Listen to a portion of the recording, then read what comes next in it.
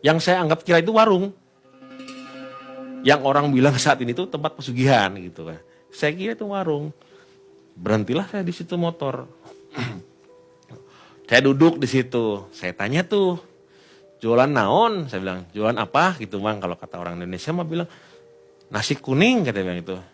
Mangga calik, silakan duduk gitu kan. Ya saya duduk Mang, orang saya mikir ya orang itu bener warung.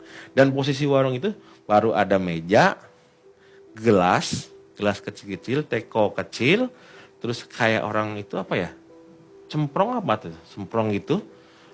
Lampu cempor. Ya lampu cembor gitu kecil, pokoknya kecil. Terus kursi dua, saya duduk di situ Mang. Di kursi yang menghadap itu ke arah pohon beringin. Sosok yang jualannya seperti apa? Itu merinding Bang, saya ngomong kayak gitu Bang, jujur. Jadi yang merinding ya. Jadi yang jualan itu, yang saya pertama komunikasi itu nenek-nenek. Nenek-nenek pakai kebaya zaman dulu tuh ya kayak kembang-kembang gitu. Di sini pakai kemben, terus ini pakai tapi. Komunikasi sama saya. Orang saya nggak ada pernah pikiran negatif karena mikir orang saya mau datang ke situ, mau istirahat dulu bentar, mau ambil nunggu istri nggak telepon Mang.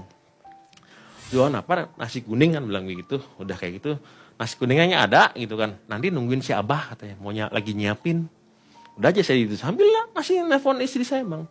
Enggak dia angkat-angkat juga itu telepon ini. Saya nih kesel nih. Ini jadi niat enggak sih mau jalan-jalan saya bilang begitu. Udah pagi-pagi tuh janjian tapi gak diangkat-angkat. Udah kayak gitu duduk. Si Abah tuh datang.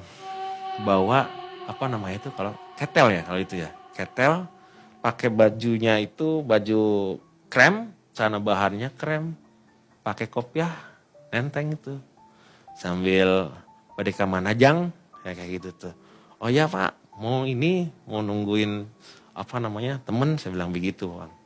Udah tuh datang situ, naro itunya siapin, balik lagi si Abahnya teh, dikasih saya teh Mang, dalam gelas kecil, sok mangga diminum dulu katanya begitu. Oh ya terima kasih gitu kan. Saya sambil masih nelpon itu istri saya. Saya minum Mang. Teh itu saya minum. Saya nggak ada pikir negatif mau bakal kayak gimana gitu. Saya minum tuh teh itu sampai habis Mang. Emang posisi pagi itu jam 2:30 kurang. Sampai habis. Nggak lama itu perut saya agak kalau begitu mules ya Mang. Udah nggak kuat tuh, nggak nahan. Saya tinggal tuh. Saya bilang, Nek, nanti saya ke situ lagi. Saya bilang begitu. Saya mau ke atas dulu, gitu kan. Saya kan nyari masjid, Mang. Ketemu masjid. Di situ sempat saya buang air di situ, Mang. Ya ada kurang lebih 10 menitan. Akhirnya saya keluar. Istri saya baru diangkat tuh telepon. Setelah saya itu diangkat teleponnya, saya teh bilang, ini teh kamu niat nggak mau jalan-jalan? Saya bilang begitu.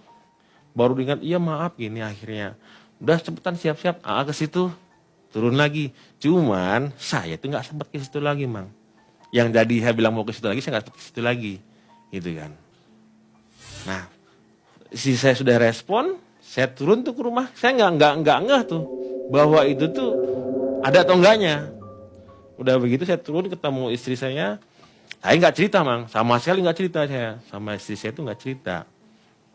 Kalau tadi saya mampir teman tadi bilang tadi dari masjid teh gitu, dari masjid udah kita berangkat tuh, pas mau berangkat loh sarung tangan saya kemana, jatuh satu Mang, sarung tangan saya jatuh satu.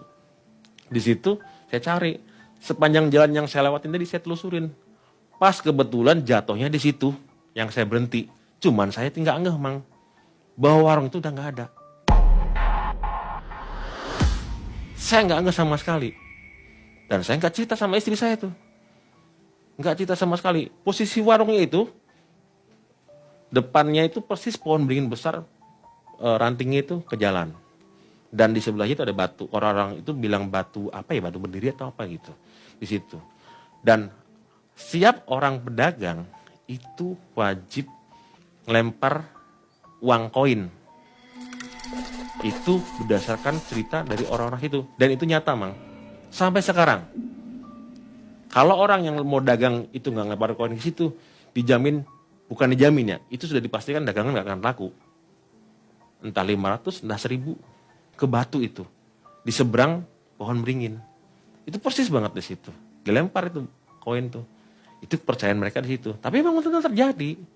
dan tidak kenalku. Selang 1,5 bulan lah, gempar tuh Mang. Saya pulang kerja, mertua saya, ada tetangganya, itu cerita Mang. Yang balik lagi cerita yang tadi saya ketemu nenek-nenek sama abah-abah itu, gitu kan. Ceritalah bahwa kemarin itu baru ada kejadian. Orang meninggal di tempatnya, lokasi persis di situ. Dan saya kan nanya tuh, itu mah tempat Rahmat dulu waktu nunggu Ayu mau ke Pangandaran, Bu, saya bilang tuh di warung sebelah mana, kayak gitu. Yang warung yang di itu pas persis tanjakan sebelah Batu depan pohon beringin. Warung apa? Nasi kuning. Nggak ada yang jualan sampai dari dulu sampai sekarang. Yang bener Bu, jangan bikin Rahmat bingung nih. Orang iya, nggak ada yang jualan sama sekali. Rahmat di situ kaget, gitu kan. Kok bisa gitu tuh? Yang bener, mertua saya ngejawab, yang bapak saya nih Mang. Udah biasa itu, udah biasa. Kan makin pertanyaan buat saya Mang. Kok udah biasa? Jadi bahwa di tempat itu memang tidak ada warung sama sekali Mang. Dan tidak pernah ada yang jualan di situ.